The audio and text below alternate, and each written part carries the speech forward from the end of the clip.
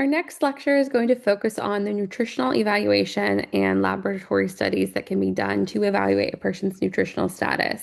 When we're thinking about nutritional evaluation, we want to look at kind of several different components for us to assess as doctors.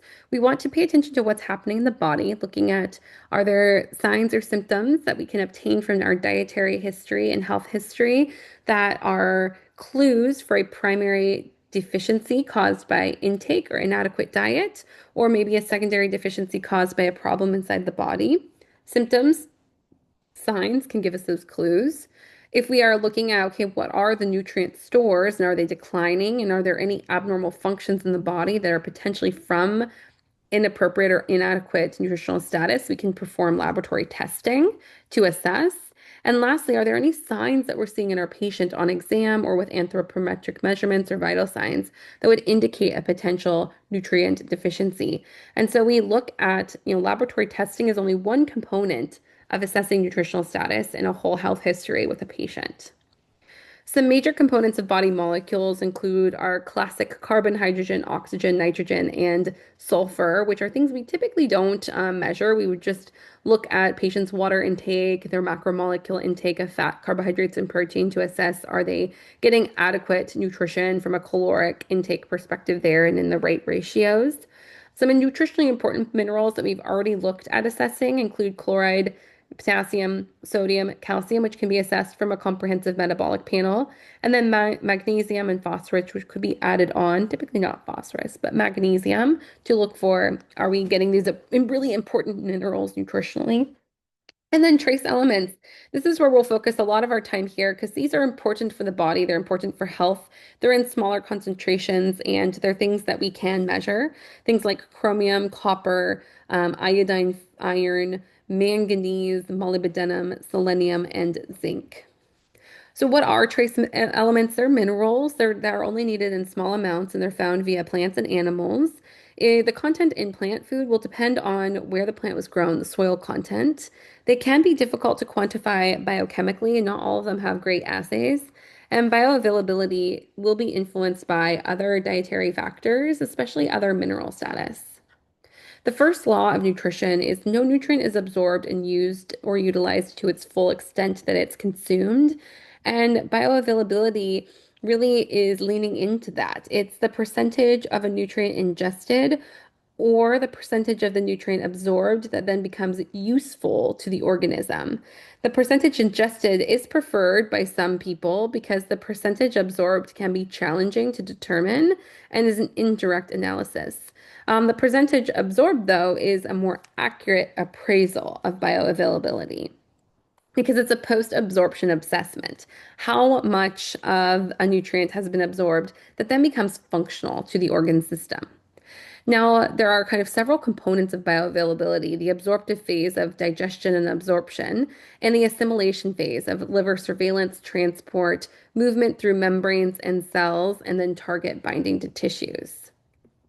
When looking at the fraction of total amounts absorbed that then performs a function, we can see that there can be losses along the way here in this process, but the most important component to this whole process itself is going to be absorption, specifically for minerals. So where are things absorbed? This is a great reference slide to just refer back to where are your key minerals and vitamins absorbed from. This one should be tucked away for your NPLEX 1 and 2 board exams as well as clinically for patient analyses. If you're having a patient who's presenting with a known lesion to the ileum, what potential nutrients, vitamins, and minerals could be affected, right? So this is a really helpful tool for you to have in your future treatment guidebook. Minerals, when they are absorbed, the acidic pH of the stomach helps dissociate minerals from food from their protein-bound state. And then our pancreatic bicarb neutralizes that acidic chyme from the stomach. It also then performs or creates mineral complexes with organic acids and negatively charged amino acids, and that helps improve absorption.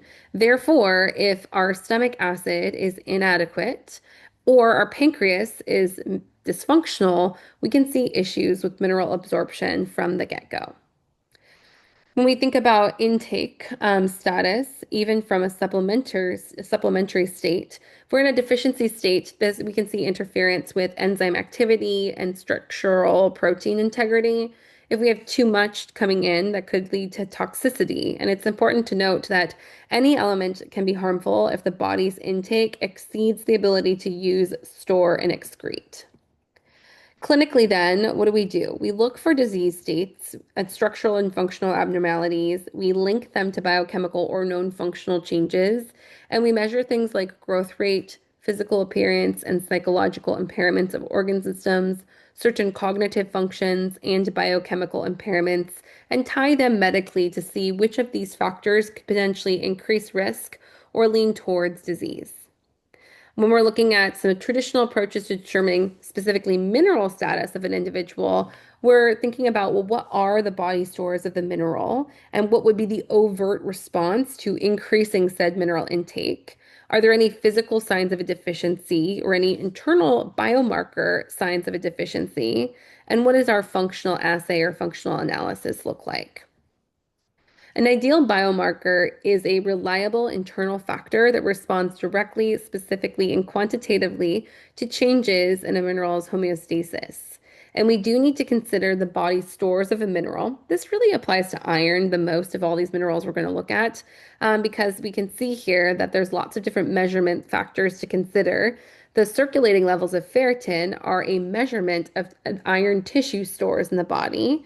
We have our total iron binding capacity, how much iron can be bound. We have transferrin saturation, an actual membrane binder that helps transport iron. And then our red blood cells, right? Hematocrit, hemoglobin, red blood cell morphology, which is really an indirect assessment of hemoglobin status and then iron circulation or use. So when we are thinking about how are we going to get to how much minerals does a person have in their body? We can look at different ways of capturing these measurements.